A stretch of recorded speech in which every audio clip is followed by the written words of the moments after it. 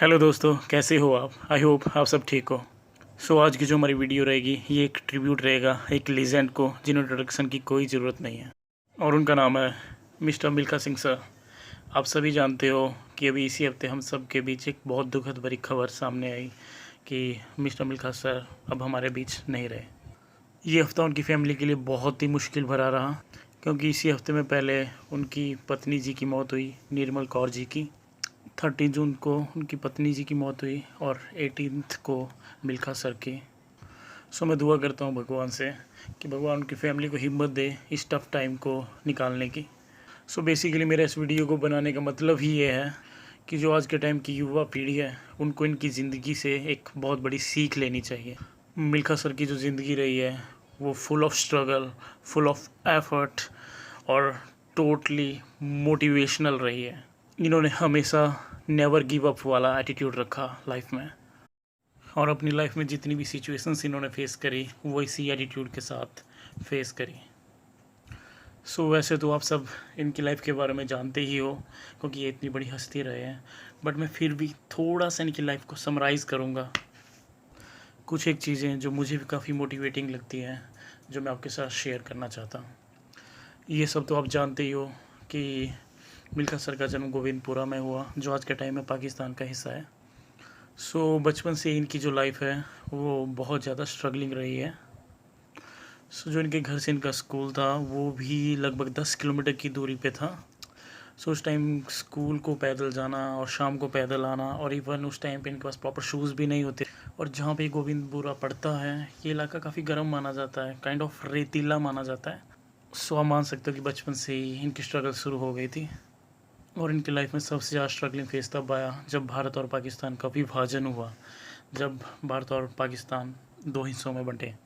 उस टाइम पे आप जानते ही हो कि लोगों में काफ़ी अफरा तफरी मच गई थी और लोग एक जगह से दूसरी जगह शिफ्ट हो रहे थे, कोई हिंदुस्तान में कोई पाकिस्तान में।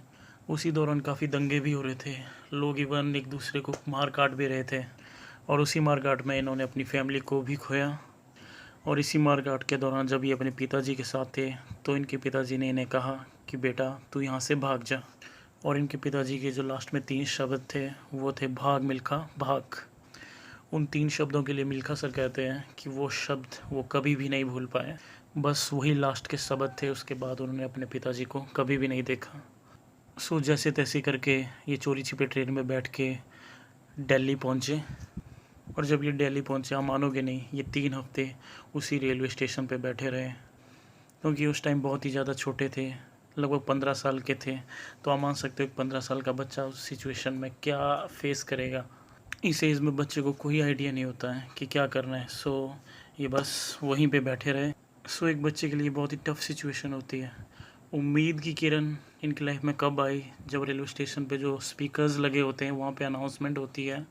बेसिकली उन स्पीकर्स पे मिसिंग पर्सन्स के नाम लिए जाते हैं जो एक दूसरे को ढूंढ रहे होते हैं। तो वहाँ पे इन्होंने अपनी बहन का नाम सुना। तो जैसे ही बहन का नाम सुना इनकी खुशी का ठिकाना नहीं रहा।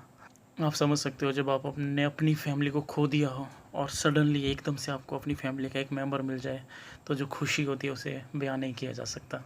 इस खुशी को सिर्फ फील किया जा सकता है। बहन से मिलने के बाद इनके अंदर जीने की एक उम्मीद जागी, एक जज्बा जागा। तो फिर हम कह सकते हैं वहाँ से इनकी लाइफ का एक नया फेज़ शुरू हुआ। मिल्खा सर ने उसके बाद हर तरह का काम किया, मेहनत वाला काम किया, इवन इन्होंने रेस्टोरेंट में भी काम करा। अच्छी बात यही रही कि इन्होंने कभी गिव अप नहीं करा। उस टाइम पे सेना में भर्तियाँ निकलती रहती थी, क्योंकि वो वाला टाइम वैसा ही था, लगभग 1950 के आसपास का वो टाइम था। इन्होंने सेना में 3 बार अप्लाई करा और तीनों बार ये रिजेक्ट हुए। और आपको पता ही है, हम लोग कहीं पे 1 या 2 बार रिजेक्ट हो जाएं तो हम लोग तो उम्मीद ही छोड़ देते हैं। बट इन्होंने 3 बार रिजेक्ट होने के बावजूद भी चौथी बार अगेन अप्लाई करा। और इस सेना में भर्ती होने के बाद ये इनका स्पोर्ट्स अच्छा था, इनकी रेस बहुत अच्छी थी, तो ये स्पोर्ट्स कैटेगरी में चले गए और वहाँ पे उन्होंने बहुत अच्छे से प्रैक्टिस करी। ये मैंने आपको पहले भी बताया कि एक बहुत ही स्ट्रगलिंग लाइफ से निकले थे, बहुत ही गरीबी इन्होंने देखी थी। तो वहाँ पे आपको पता ही है, जब आप सेना में भर्ती होते हो वहाँ पे एक प्रॉपर डाइट आपको मिलती है, 3 टाइम का प्रॉपर खाना है। तो ये एक तरीके से इनके लिए मोटिवेशन था कि 3 टाइम की को प्रॉपर अच्छे से डाइट मिल रही है। इस चीज़ को इन्होंने एक मोटिवेशन की तरह लिया और इससे इन्होंने अपने जो स्पोर्ट्स था इनका, जो इनकी गेम थी, इसको और अच्छे से निखारा, क्योंकि आपको पता है ये गरीब बंदे के लिए एक अच्छी डाइट पाना बहुत मुश्किल होता है। तो सेना में जाना इनके लिए एक बहुत अच्छी चीज़ ये भी रहा कि इन्हें वहाँ पे प्रॉपर डाइट मिली। सो इन्होंने उसके बाद प्रैक्टिस अच्छे से शुरू करी। 1952 में जब ये भर्ती हो गए उसके बाद इन्होंने अगले 2-3 साल बहुत अच्छे से प्रैक्टिस करी, और जो भी आर्मी लेवल पे रेसेस वगैरह होती है उनमें बहुत अच्छे से पार्टिसिपेट करा। इनकी लाइफ में जो बेस्ट फेस आया वो आया 1958। सबसे पहले उन्होंने 2 एशियन गेम्स जीती, उनमें गोल्ड मेडल लेके आए।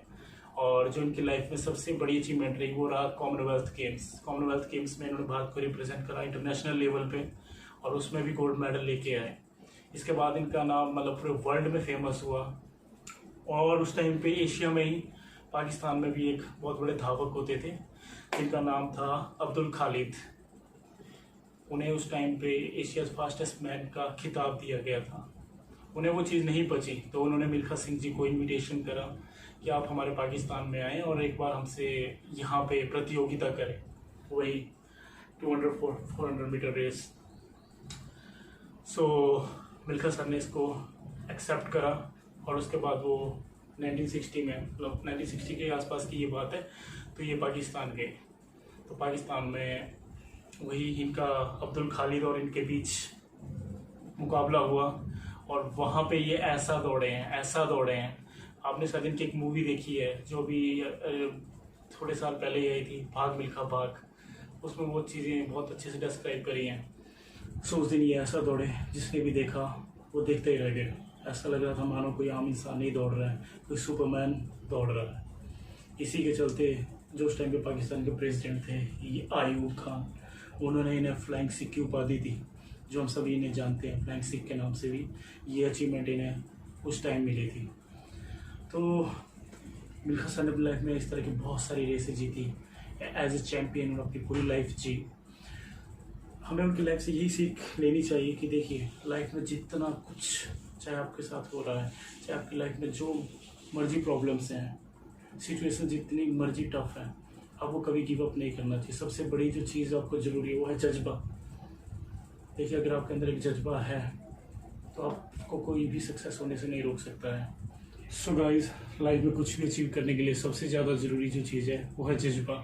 अगर आपके अंदर जज्बा है तो जो मर्जी सिचुएशंस में आप हो, जितनी मर्जी सिचुएशन टफ हो, आपके खिलाफ हो, आप वो चीज़ अचीव कर ही लेते हो, अपना टारगेट अचीव कर ही लेते हो।